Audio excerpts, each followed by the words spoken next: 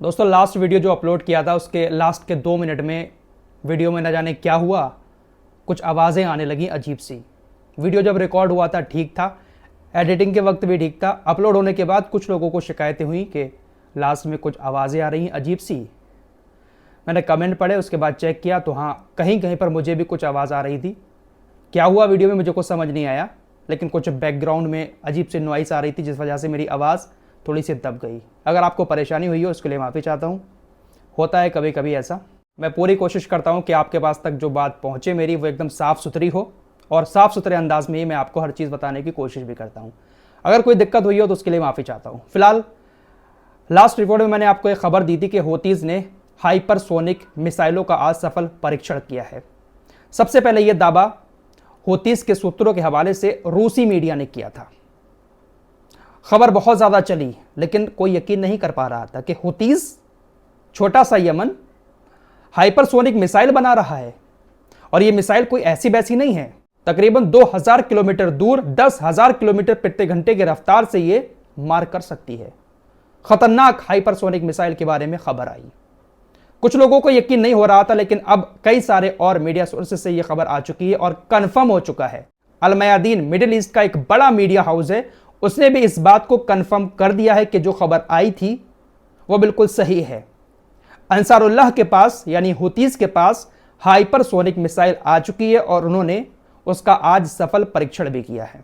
Houthis ने Mac 8 hypersonic missile का सफल परीक्षण करने के बाद यह कहा कि हम इसको लाल सागर में तैनात करेंगे, साथ ही साथ इजराइल की तरफ भी इसको तैनात किया जाएगा और इसका इस्तेमाल लाल सागर में अमेरिका, ब्रिटेन और उसके साथियों के जहाज़ों के ऊपर किया जाएगा। साथ ही साथ इजराइल के खिलाफ भी इसका इस्तेमाल किया जाएगा। बाकायदा इस बात का ऐलान अब हूतीज़ की तरफ से कर दिया गया है। अल मयादीन नेटवर्क ने भी इसको कंफर्म कर दिया है और सबसे बड़ी बात, जो अमेरिकी सेंटकॉम है उसने भी इस बात की जानकारी दी है कि हूतीज़ जो हैं अंसारुल्लाह के आतंकवादी, उनके पास हाइपरसोनिक मिसाइल है, उन्होंने उसका सफल परीक्षण किया है। तो अब इस बात में कोई भी शक व शुबा नहीं बचता है कि हूतीज़ के पास हाइपरसोनिक मिसाइल नहीं है। हूतीज़ ने साफ कह दिया है कि बहुत जल्द पूरी दुनिया जानेगी हमें कि हम क्या चीज हैं। हूतीज़ ने कहा कि हमारे दुश्मन, हमारे दोस्त और हमारे सभी लोग हमारी उपलब्धियों के उस स्तर को देखेंगे जो हमारे देश को उन क्षमताओं वाले दुनिया के कुछ देशों में शामिल कर देगा जिन देशों के पास बड़ी बड़ी हथियारों की शक्ति है। हम भी उन देशों की लिस्ट में बहुत जल्द अब शामिल होने वाले हैं। हूतीज़ का एक और मजाकिया स्टेटमेंट सामने आया है और यह चेतावनी भी कह सकते हैं इसको। हूतीज़ ने कहा कि रमजान का महीना आ गया है, सहरी में एक अमेरिकी जहाज, इफ्तार में एक अंग्रेजी जहाज यानी ब्रिटेन का जहाज। तो लगातार अब हूतीज़ ऑपरेशन को अपने लाल सागर के अंदर तेज किए जा रहे हैं। यह खबर मैंने आपको इसलिए बताई क्योंकि खबर बड़ी थी। हाइपरसोनिक मिसाइल का होना ये कोई आम बात नहीं है, खबर बड़ी थी, इसलिए इसको एक बार फिर से आपके सामने कंफर्म किया है। दोस्तों कल जुमे का दिन है। हमास ने सभी फिलिस्तीनियों से अपील की है। हमास ने कहा है कि जो 48 क्षेत्र हैं जहां पर इजराइल का कब्जा है, वहां के सभी लोग कल जुमे के दिन मस्जिद अक्सा में जुमे की नमाज पढ़ने जरूर पहुंचें। सभी लोग मस्जिद अक्सा में इकट्ठा हों और मस्जिद अक्सा की हिफाजत के लिए, मस्जिद अक्सा को बचाने के लिए दुआ भी करें। आइए अब आपको 2 तस्वीरें दिखाना चाहता हूं, हमास के लड़ाकों की और दूसरी तरफ इजरायली सेना के सैनिकों की। यह तस्वीर आपकी स्क्रीन पर है। हमास के लड़ाके कितनी आराम के साथ अपने ठिकानों पर बैठकर एक साथ कुरान पढ़ रहे हैं। अगर कोई कुरान पढ़ लेता है और उसको समझ लेता है, यकीन मानो वो कभी किसी बेगुनाह के ऊपर जुल्म नहीं कर सकता। हमास के लड़ाके रमजान के महीने में इस तरह से इबादत कर रहे हैं। वहीं दूसरी तरफ इजराइल के सैनिक क्या करते हैं, फिलिस्तीन के अंदर घुस के फिलिस्तीनी महिलाओं के जो कपड़े होते हैं उनको अपने हाथ में उठाकर उनका मजाक उड़ाते हैं। किस तरह से देखिए यह सैनिक मजाक उड़ा रहा है।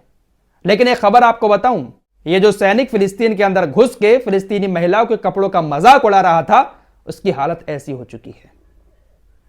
कल भी मैंने आपको एक तस्वीर दिखाई थी, एक इजरायली सैनिक ने फिलिस्तीनी महिला के अंडरगारमेंट्स को उठाकर मजाक बनाया था, वो मारा गया। तो अब इनका हश्र बुरा होना शुरू हो चुका है। दोस्तों अमेरिकी मीडिया ने एक नया प्रोपेगेंडा चलाना शुरू कर दिया है जो बाइडेन के फेवर में।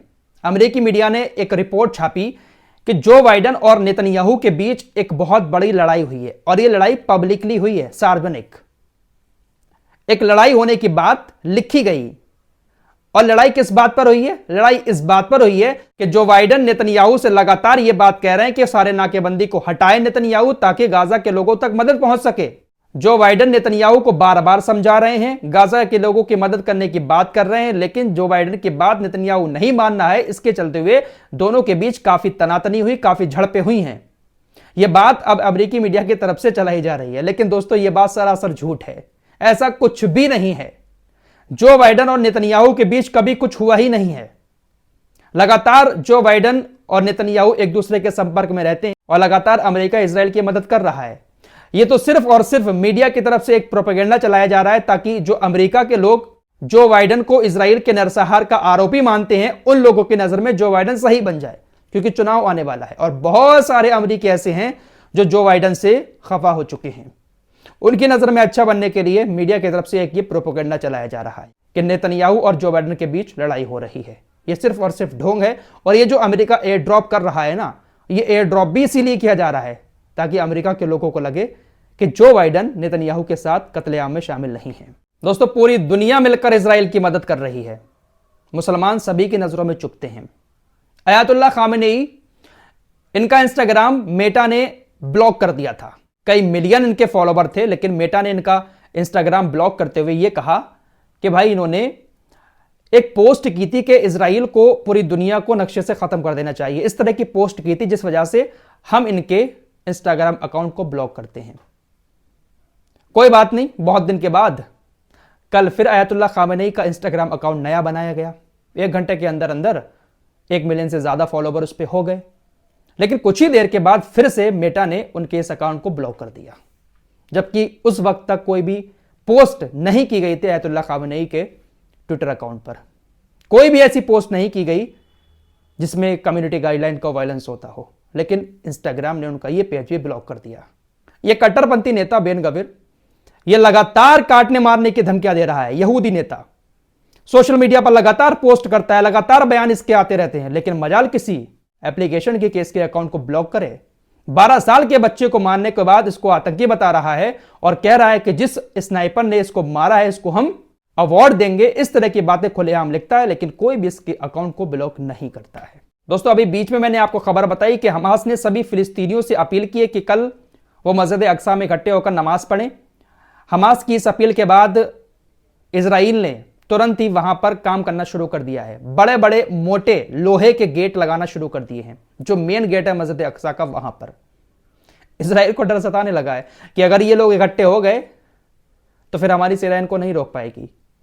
मस्जिद के जो इमाम है उन्होंने भी कल स्टेटमेंट दिया था कि अगर 1 मिलियन लोग यहां पर आ जाए ना, तो इजरायली सेना की बस की बात नहीं कि वो उनको रोक सके।